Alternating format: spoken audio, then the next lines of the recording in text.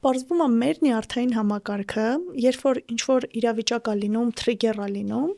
լարված է լինում մոտավորապես մաքսիմում մինչև 10-15 րոպե։ Գիտեք ես ինչի մասին է, որ պրոբլեմ կա գործի տեղը, շոտ ոգևորված կռվում են,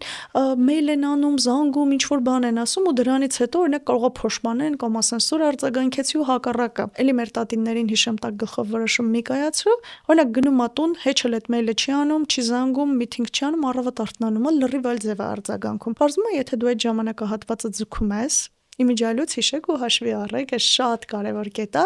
լարված ժամանակ մենք ֆիզիոլոգիապես նաև իրոք ձգված լարված ենք, եթե դու այդ ընթացքում հնարավորինս չարձագանքես ժամանակ շահես, դրանից հետո նյարդային համակարգը թուլանալու է, մնալու է մեր վերաբերմունքը իրավիճակի հանդեպ։ Եվ այսպես ռեալ ենք դեն։ Բայց եթե այդ վերաբերմունքը քեզ ասում է խայտարակ եղար, թույլ տվեցիր, քո հետ ոնց վարվեցին, ես ոնց են քո հետ խոսում, դու ավտոմատ թրիգեր ես անում ու նյարդային համակարգը էլի լարում ես։ Բայց եթե վերաբերմունքդ ասում է դե կյանքա կարա պատահի աշխատանքային միջավայրը, նենց չհաճելի է դառնում, բայց այդ քո նյարդային համակարգի լարվածությունը թուլանում է։ Ուստի կարևոր է նաև սպասել, եթե ինչ-որ թրիգերող իրավիճակ է լինում, շատ այդ պահին միջամտություն ու պատասխան չի արձագանքում, հնարավորինս ժամանակ շահեք ու սպասեք։